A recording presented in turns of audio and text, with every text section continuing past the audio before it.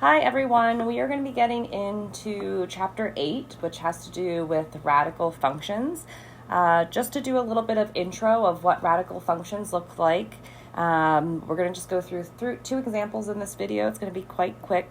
I just want to make sure that you can identify a radical function, and given a radical function, you can create its graph. The most easiest way to graph a radical function is probably through a table of values, unless you do remember your transformations.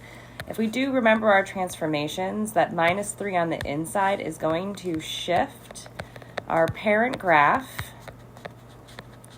I'm going to shift the parent graph to the right 3 units. So if we remember our parent graph of a radical function, it's our square root graph. At 0, 0, don't graph this, just watch. 1, 1. 2 is not nice because the square root of 2 is not a nice number. Square root of 3 is not a nice number. Square root of 4 is 2. So there would be our parent graph. If I were to shift this, which is what I'm going to do now in purple, to the right 3 units, that 0, 0 would now go there. My 1, 1 would now go here. And then I would go over 1, 2, 3, 4 from that original purple. So 1, 2, 3, 4. Back to my purple, 1, 2, 3, 4, up to 2 would get me my new point, right? So we could graph it using our transformations, or the easiest way would be just to make a table of values. We know that my domain of a radical function can never, ever, ever, ever be negative, so you kind of have to figure out where your starting point is. So you take that expression that's underneath the radical, which we call the radicand, and we set it equal to 0, or actually it has to be greater than or equal to 0, right? Because it can't be negative. It can be 0. So that means that my x has to be greater than or equal to 3. So that's your domain. That means I have to go from 3 to infinity. So I'm going to pick x values that fall there. So if I plug in 3 minus 3 is 0, that gets me 0. I would plot that point. Well, I already plotted that point. Right there it is. If I plug in 4, I do 4 minus 3, which is 1. Square root of 1 is 1, so that's where this point would be, 4, 1. If I plug in 5, I get the square root of 2. Well, that's some decimal, so I'm not going to worry about graphing that. If I plug in 6, I get the square root of 3. That's some crazy decimal. If I plug in 7, I get the square root of 4, which is 2, which is where that 7, 2 came from. And then I would have my graph. So my domain of that graph is dependent of whatever that radicand is. So I'm going from positive 3 including 3, so that's why it's a closed bracket, remember, to infinity. The range of this graph, so my y values, so I go to my most bottom y and go up. So it looks like we're going from 0 all the way up to infinity. Okay, so graphing functions, radical functions, you need to first figure out where your starting point would be, or just kind of use the idea of transformations if you want. But you have to take that radicand, which is the expression underneath the radical, set it greater than or equal to 0, and then solve for x. All right, let's go ahead and do, before we do that, let's do another one of these. So let's get a blank screen here. So if I want to graph f of x is equal to the square root of 2 minus x, let's flip it up a little bit. Okay, well, that's really the same as negative x plus 2, right? So using our same idea, take whatever is underneath your radical, 2 minus x, set it greater than or equal to 0. Okay, is everybody okay with me just shifting that negative x over? So if I shift that over, then I get 2 is greater than or equal to x, which is the same as x needs to be less than or equal to 2, right? Still closed.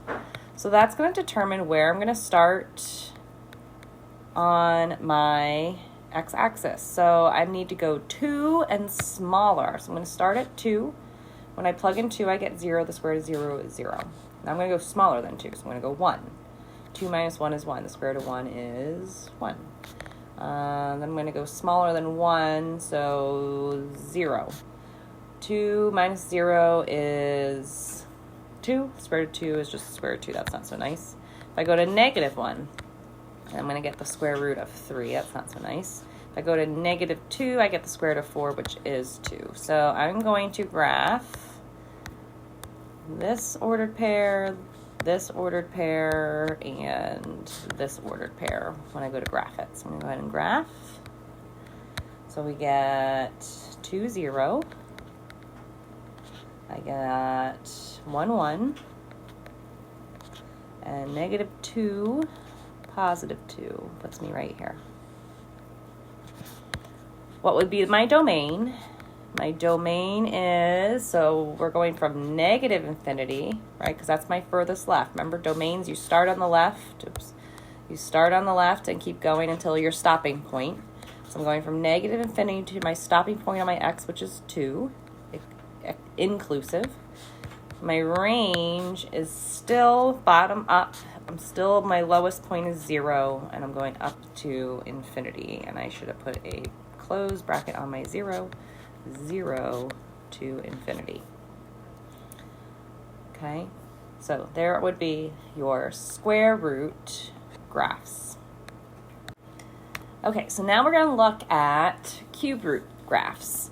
So cube root graphs are going to be the same concept. The only difference now is whenever we have a cube root, you can take the cube root of negatives and, so negatives, 0, and positives are all okay, which means my domain is all real numbers, because it doesn't matter what I end up with underneath there.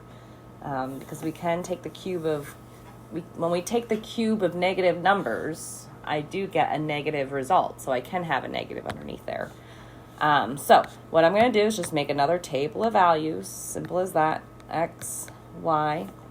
And let's pick some nice, perfect cubes.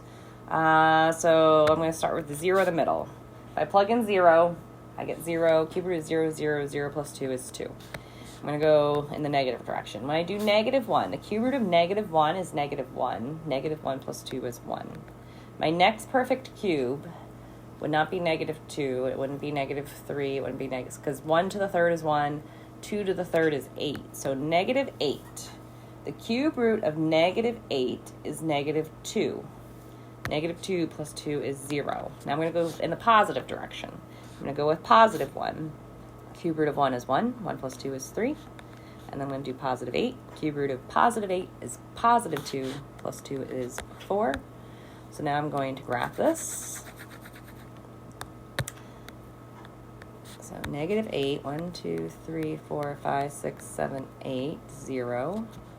Negative 1, 1 is here.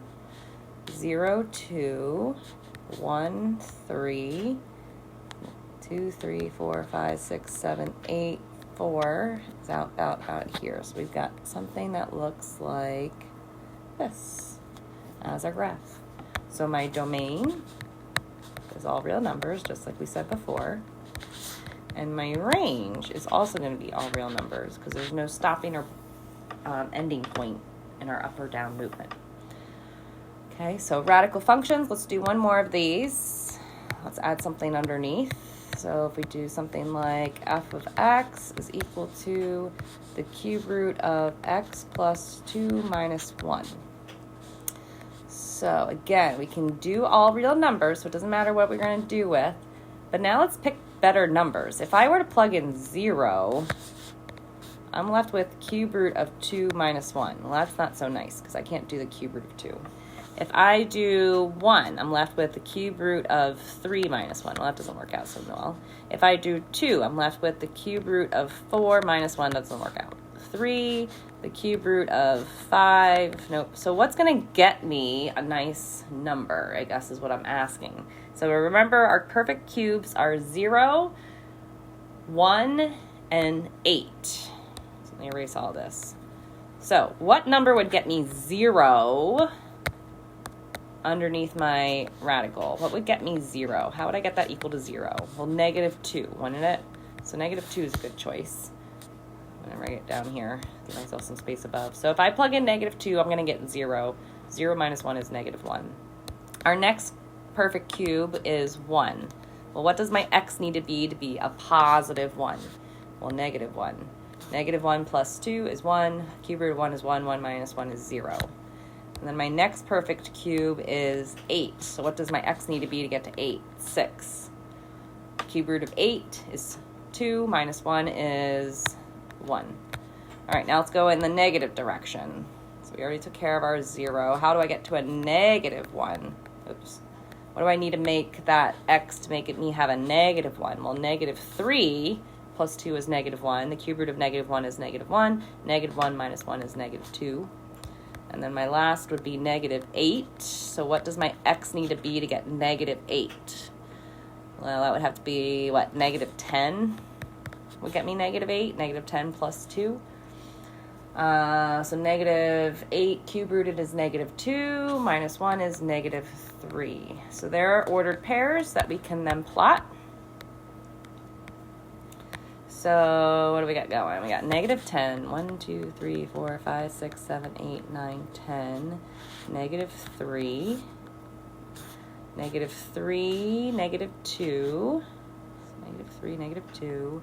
Negative 2, negative 1. Negative 1, 0. And 6, 1. 1, 2, 3, 4, 5, 6, 1. So we've got this curve happening right here. My domain is all real numbers. My range is all real numbers. And so the last thing that I want to cover is our transformations of radical graphs. So transformations of radical graphs.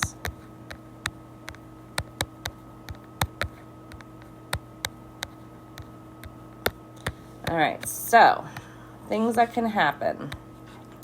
So let's just make so if we had something like f of x is equal to a radical x plus h plus k, or even if it was a cube root, it's still going to be the same, a cube root of x plus h plus k, right? So those are going to be our foundations. So let's first focus on the a. If my a is positive, right? So if our a is positive, or actually, I guess if our a is negative, then we're going to have a reflection across the x-axis. If our a is positive, then it's just normal. If your a is larger than 1, you are going to have what's called a vertical stretch. So it's going to stretch it up vertically. If your a is between 1 and 0, you're going to have what's called a vertical shrink. So it's going to shrink it down, flatten it out. Let's go inside now. If your h is positive, then you're going to be shifting to the left h units. If your h is negative, then you're going to be shifting to the right h units.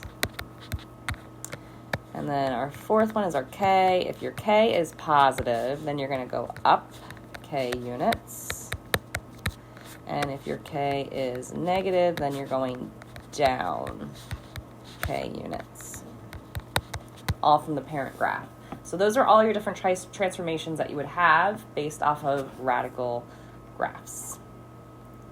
Okay, so use this to work on your next assignment.